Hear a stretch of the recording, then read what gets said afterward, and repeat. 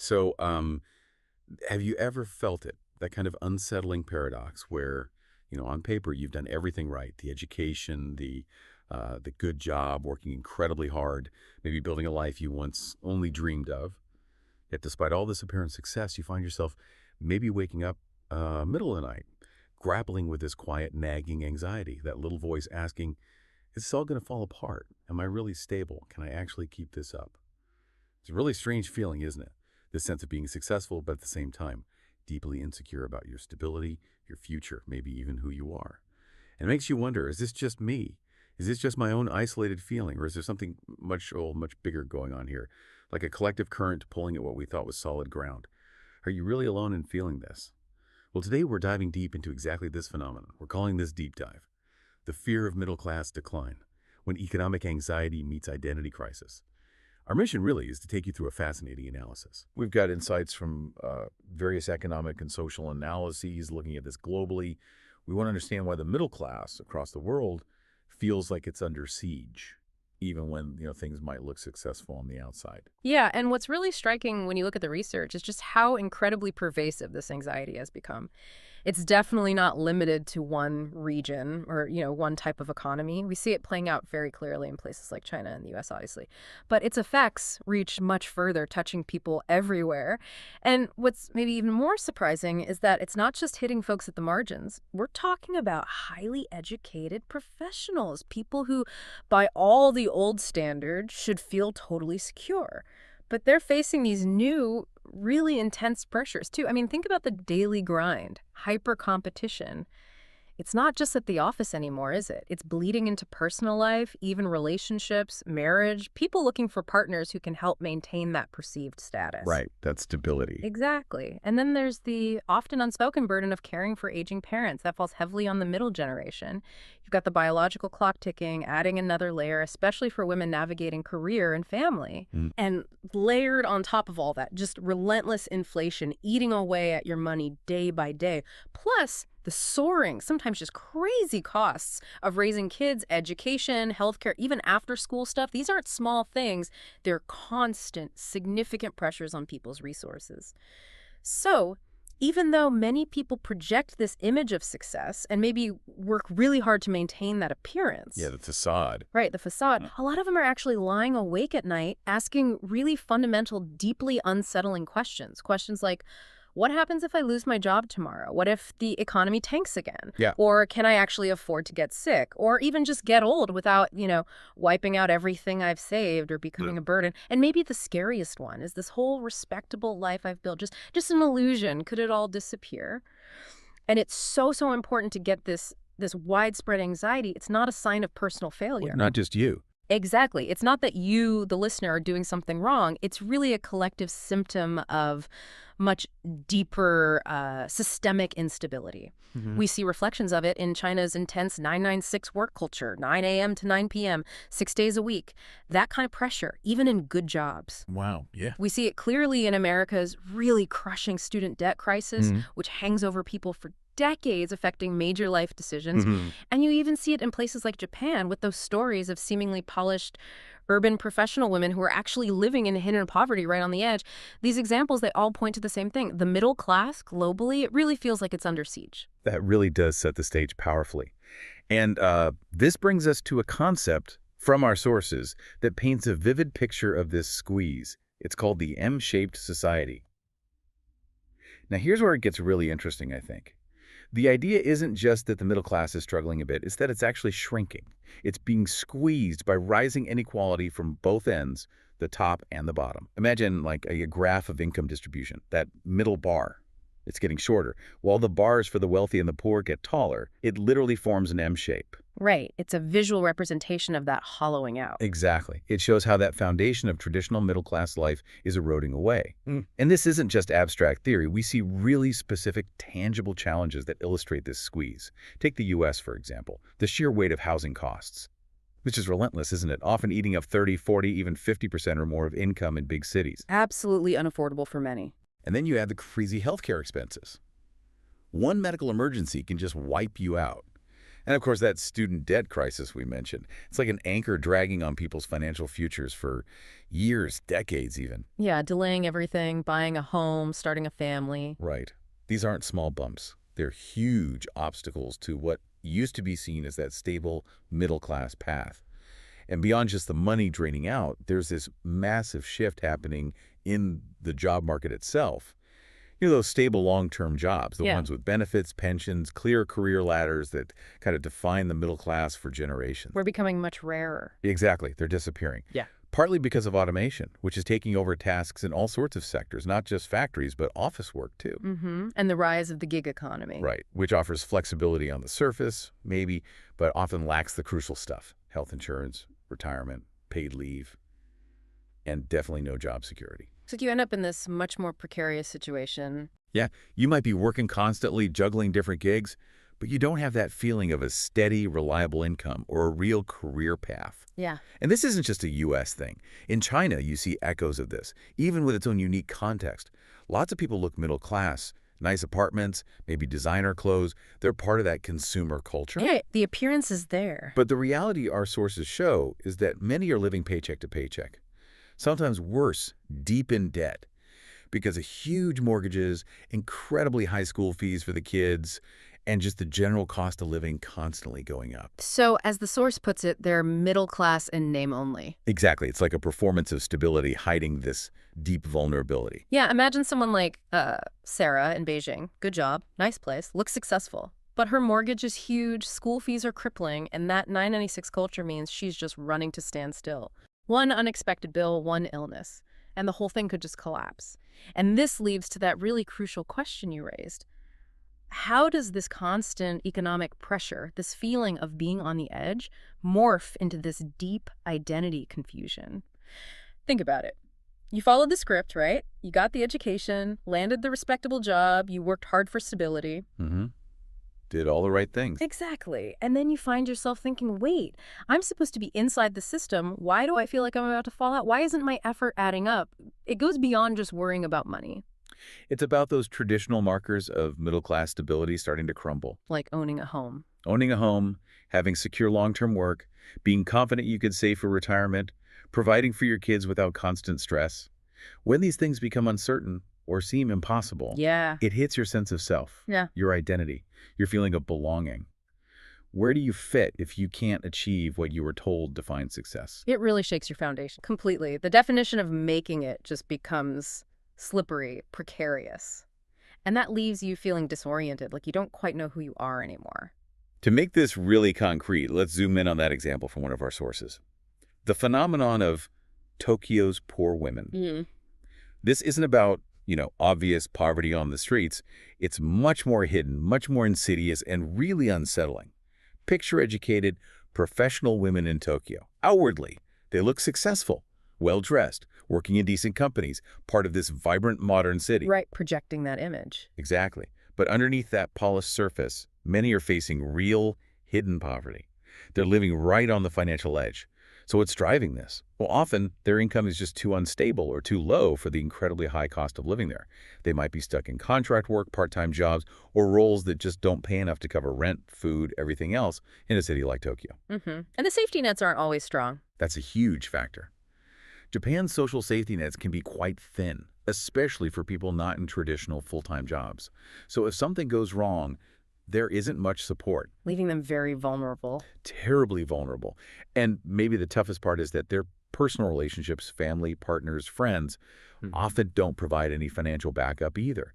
They're essentially navigating this expensive, demanding world completely on their own, and the fragility is just striking. The source points out one health crisis or one divorce could destroy it all. Wow. That's a thin margin. Incredibly thin. It just shows how shaky financial stability can be, even for people who look like they're doing well. A single unexpected event, getting sick, a relationship ending, can just send everything crashing down into real hardship. It's a stark reality. And when you take that Tokyo example and, connect it back to the bigger global picture, you immediately see how it resonates elsewhere, don't you? Yeah. You see similar patterns in places like Beijing with its intense work culture and rising costs. And you definitely see it in places like the Bay Area where housing costs are just astronomical, completely out of reach for so many professionals. Even those earning good salaries. Exactly. These are all places where highly educated people, people who did everything right, who followed the Got script, the degrees, got the good jobs. right, they still find themselves in this incredibly precarious spot. Despite decent incomes, they can't afford homes where they work. Or they're struggling massively to care for aging parents, adding huge financial and emotional strain. And the psychological toll of all this, it's huge, it's pervasive, and often it's silent. Promotions, which used to feel like a natural reward for hard work, now seem further and further away, like there's this invisible ceiling. Right. You feel stuck. Exactly. And that leads to this gnawing self-doubt. Is all my effort just self-consolation? Am I just spinning my wheels, working harder and harder without actually getting anywhere, without building real security? And that question, it ties directly back to you, the listener, and your own potential anxieties. It shows this isn't just your struggle, it's a shared global feeling. Like running on a treadmill that keeps speeding up. Precisely. You're running faster, but you're not actually getting ahead. Okay, so that's the bigger picture, this feeling of being squeezed, uncertain. Let's really break down the specific traps now. The things economic and psychological that are actively holding people back. We'll start with the economic hurdles, the really tangible stuff you might recognize in your own life. First, there are those high fixed costs, the non-negotiables, right? Yeah. The bills that eat up your income before you even see it, making saving feel impossible. The big ones. Yeah, huge mortgage payments that just seem to go up, or crazy high rents in cities. Then add car payments, especially if you need a car, and the cost of kids' education. Wow. Private school, endless activities to give them an edge, worrying about college. It's massive. And for many, these feel like necessities, not luxuries, to maintain that middle-class life for their kids. Exactly. They're locked in. Then there's that really frustrating income ceiling, where despite years of hard work, gaining skills, taking on more, your salary just hits a plateau. Yeah, it stops keeping pace. Right. Raises might barely cover inflation if you're lucky. Big promotions seem rare, so it's hard to actually pull ahead. You're working harder, maybe adding more value, but the paycheck doesn't reflect it. It feels like you're running in place. And tied to that, a big barrier, low risk tolerance. Because a lot of middle-class folks don't have huge amounts of extra cash lying around, for big investments. Right, not a lot of capital to play with. So they're often pushed into safer, lower growth investments, if they invest at all, beyond basic retirement stuff.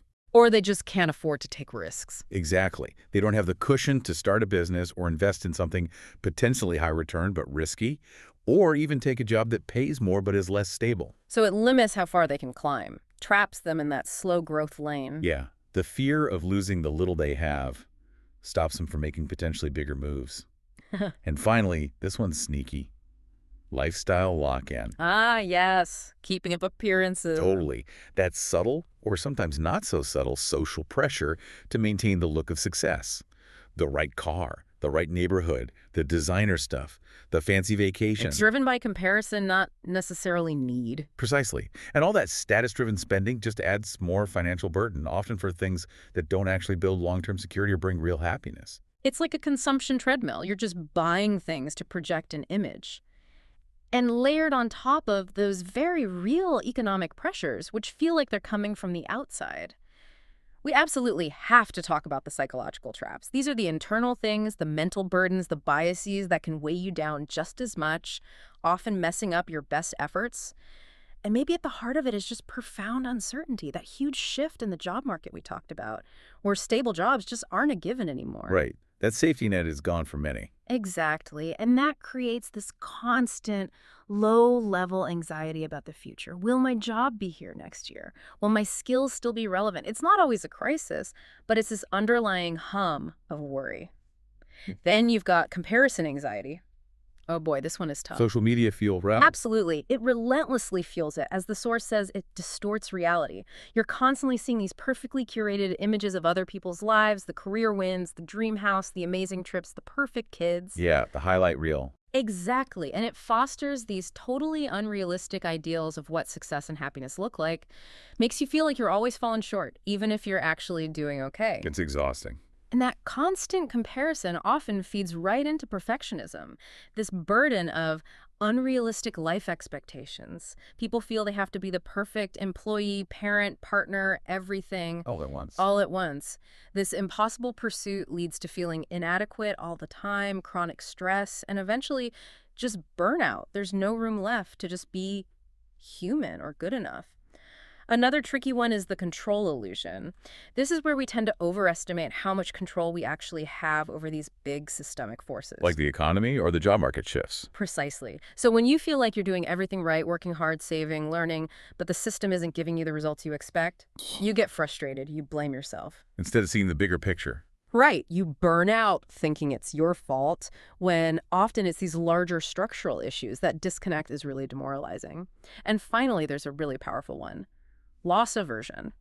This is basically where the fear of losing what you have outweighs the drive to grow. Ah, okay. Playing it safe. Exactly. People become so afraid of losing their current job, their status, their routine, even if it's not great, that it stops them from making bold moves, stops them from making necessary changes that might involve risk, but could lead to real long-term improvement. So they stay stuck. They stay stuck. They choose the familiar discomfort over the potentially rewarding unknown. It keeps them anchored right where they are. Okay, so we've broken down these economic traps, these psychological traps.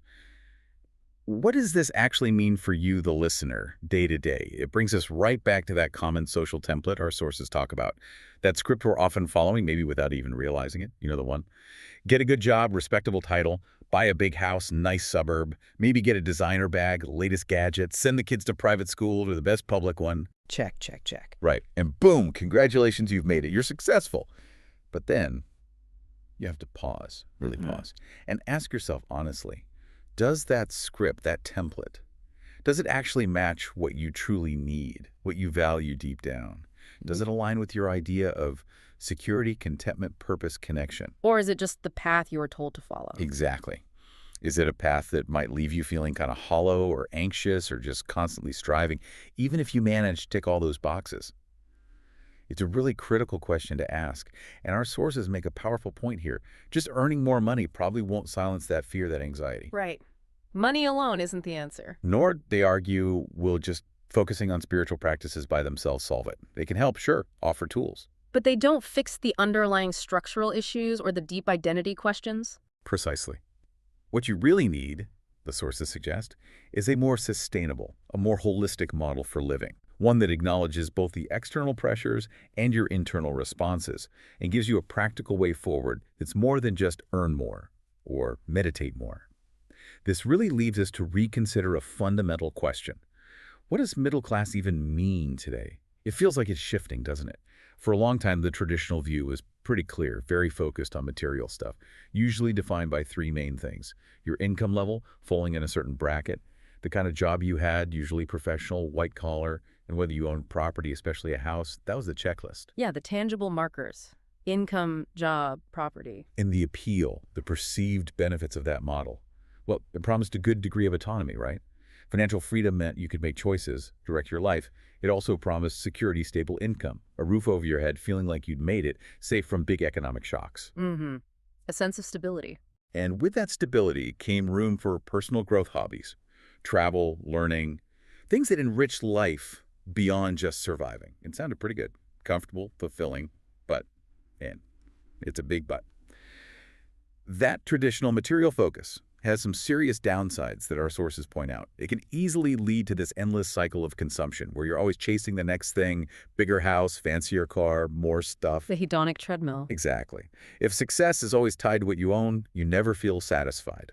This can also foster pretty one-dimensional values, where money and possessions become the main measure of worth, overshadowing relationships, health, purpose. Yeah, things that actually matter more, maybe. Right. And it can subtly lead to money-centered relationships, too, where your social life is kind of shaped by financial status or being able to afford certain activities rather than genuine connection. So you can end up feeling kind of empty, even if you have all this stuff. Trapped in a way. But what's really fascinating and adds much needed depth here is that middle class today isn't just about money or property. We can bring in the sociologist Pierre Bourdieu's idea of cultural capital. This is huge. He argued that being middle class is deeply tied to your taste, your networks, your behavior.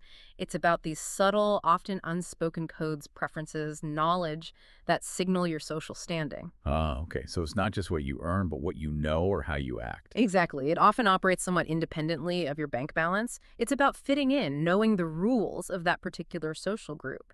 And the sources give some great, really relatable examples of cultural capital in action.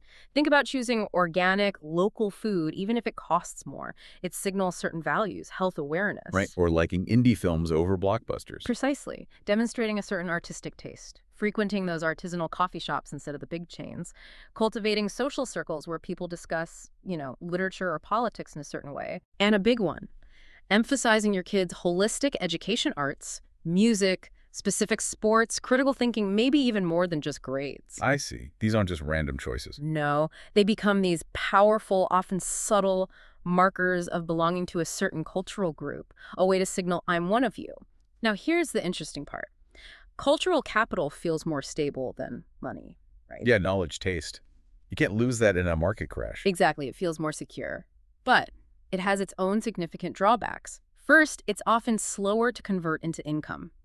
Knowing about fine wine doesn't directly pay the mortgage. Right. Not immediately anyway. It takes time, maybe privileged upbringing, or deliberate effort to build it. And turning it into cash often requires specific, sometimes indirect paths, like networking into niche jobs. It's not automatic. Second, it can be surprisingly expensive to maintain.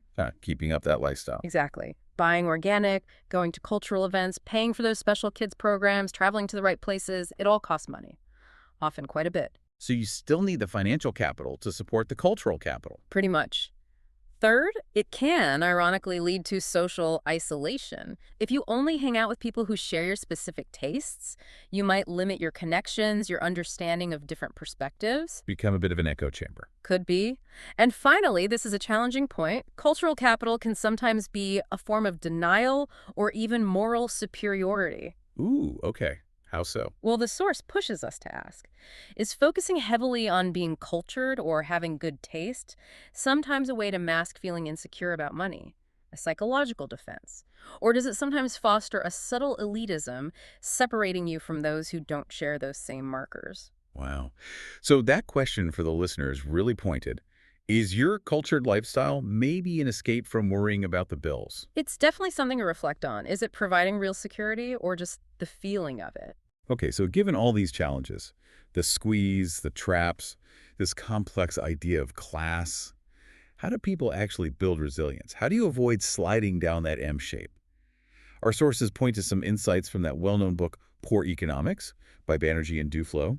They observe that poverty often isn't just about lack of money, but can be linked to patterns like short-term thinking, lack of planning, maybe difficulty with self-control when faced with immediate wants. Right, behavioral aspects playing a role alongside structural issues. Exactly. And the point isn't to blame individuals, but to understand these tendencies.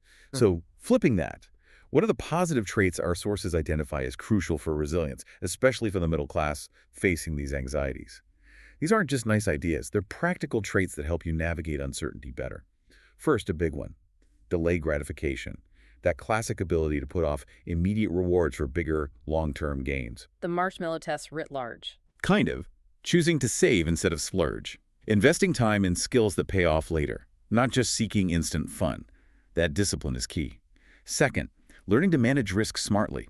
Not avoiding risk altogether that's impossible today. Right, it's about calculated risks. Exactly. Making informed decisions about your time, energy, money. Understanding downsides, weighing odds, aligning choices with goals, not just reacting out of fear. Third, and this is so important, optimize resources. Being efficient and creative with what you already have. Making the most of it. Yeah. Stretching your income, using assets wisely, finding clever ways to reach goals without needing tons more cash. Maybe using community resources, cutting costs smartly. Fourth, in this fast-changing world, keep learning. Continuous self-improvement, adaptability, they're not optional anymore. Lifelong learning is essential. Totally.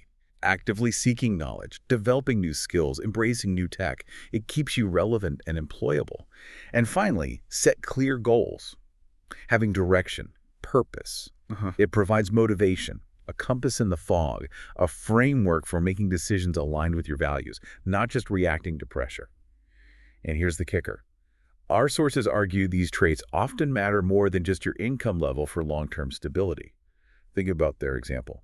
A frugal planner earning $20,000 a year might be more stable than a reckless spender earning $50,000. That really makes you think, doesn't it? It totally challenges the more money solves everything idea. It shows that financial sense, discipline, resilience, they can outweigh raw income. Inner resources matter hugely. Yeah, and if you pull all that together, you get this really practical formula for building that middle-class resilience in today's world. It basically boils down to basic financial literacy plus psychological insight plus adaptability. Okay, break that down. Well, basic financial literacy is fundamental. Understanding how money works, budgeting, saving, investing, even just a little. It empowers good decisions. Psychological insight is about recognizing and disarming those internal traps we talked about. Comparison, control illusion, loss aversion, seeing how your own mind can sabotage you. Right. Understanding your own patterns. Exactly. And adaptability is accepting the world changes constantly. You have to be able to pivot, learn, adjust your plans to stay effective and secure. So you need all three working together. Absolutely. Without that combination, genuine, robust resilience is really hard to achieve. So, okay, that's the formula. What does it look like in practice? Let's get into some concrete strategies, financial and mental, that you, the listener, can actually use. First, on the financial strategy side. The absolute foundation. Build a solid emergency fund. Non-negotiable. Totally. Our sources are clear. Aim for at least 6 months of living expenses. Put it somewhere safe and easy to access. It's your buffer. Exactly. Against job loss, health scares, unexpected repairs. It stops one bad event from derailing everything. Your financial airbag. Next, diversify investments. Basic principle, right? Don't put all your eggs in one basket. Spread the risk. Yeah. Stocks, bonds, maybe real estate if possible, different types of assets. It protects you from market swings in any one area. This isn't just for the rich. It's basic financial health. Another key strategy. Grow income through skills, not just by hopping jobs. While changing jobs can sometimes get you a raise, the more sustainable way is investing in yourself. Continuous learning, building valuable skills. Making yourself more valuable in the market. Exactly. Become indispensable or develop skills for new, higher-paying fields. It builds your earning potential and resilience no matter what the job market does. Be an asset, not just an employee. And tackling that lifestyle lock-in head-on, cut status-driven spending. This requires really intentional choices. Look hard at where your money goes. Are you buying things out of genuine need or joy, or to keep up appearances? Freeing up that cash can make a huge difference. Huge. For your emergency fund, investments, or just reducing stress. Buy what you value, not what you think society expects. Okay, shifting to mental strategies. Maybe the most liberating one. Right. Redefine success on your own terms. Yes. Crucial. This directly counters that comparison anxiety, that perfectionism treadmill. What does a successful, fulfilling life look like to you, personally? Forget social media, forget the neighbors. Define your own metrics. Exactly. Happiness, contentment, achievement on your terms. That clarity is like armor against external pressure. Second, mental strategy. Accept and prepare for uncertainty. Build that mental toughness. Stable, lifelong jobs aren't the norm.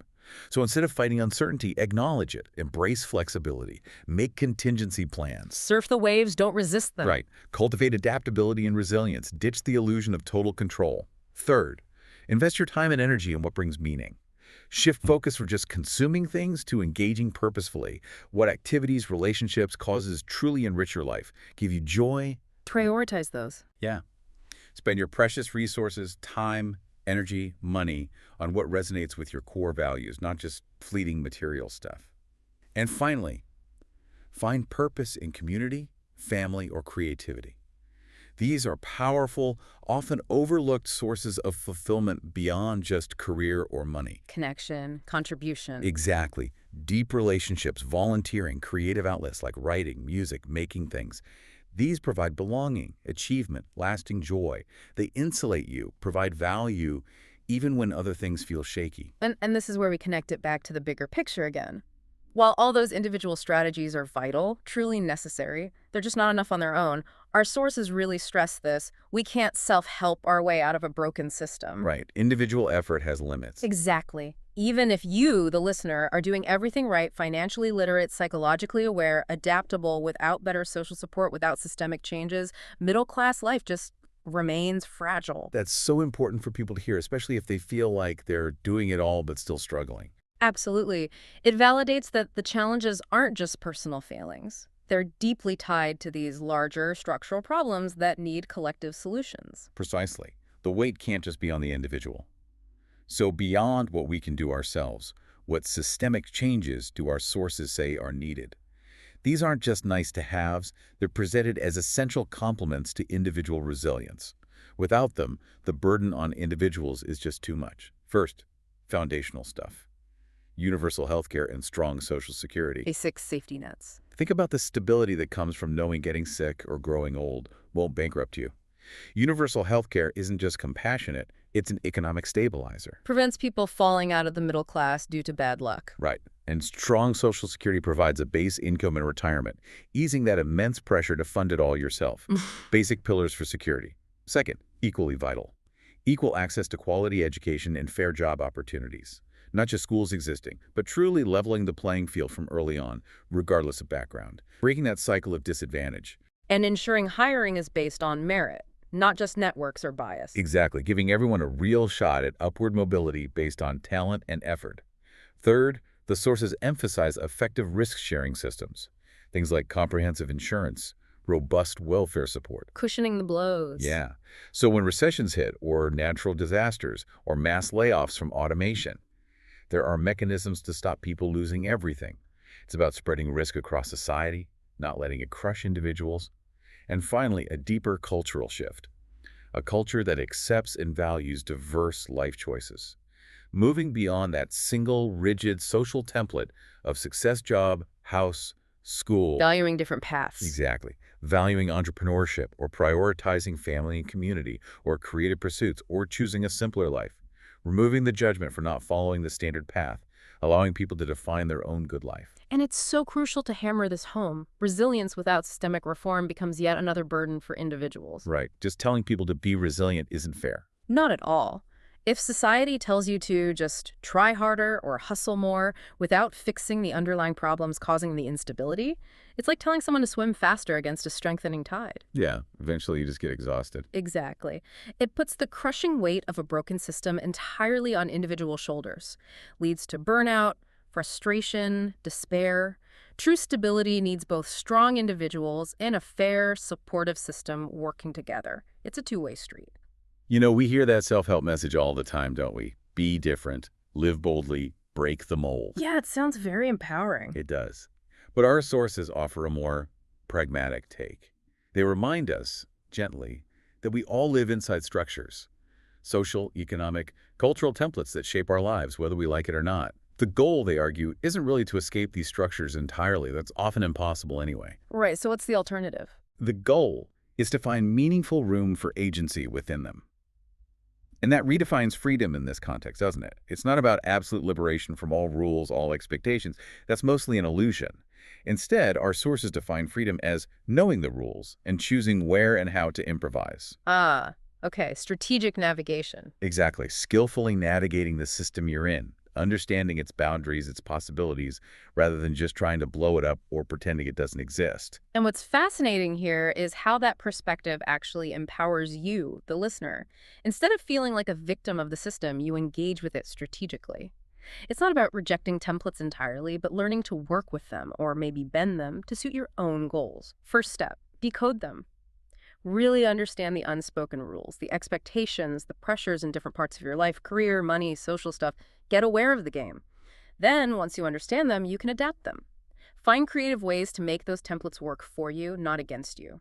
Fit your authentic self, your real goals, into the existing structures in a way that feels right for you. Finding wiggle room. Exactly. And that leads to the crucial part. Know where you can bend the rules. Identify where there is flexibility.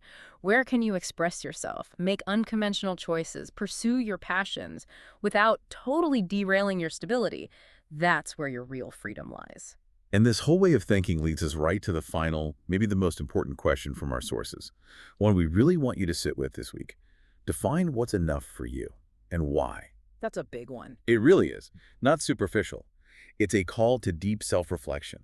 Strip away the societal noise, the comparisons. What level of security, contentment, purpose, connection truly satisfies you? Finding your own internal measure. Exactly. Finding your own compass in a world that's often designed to keep you chasing more, always feeling like you're not quite there yet.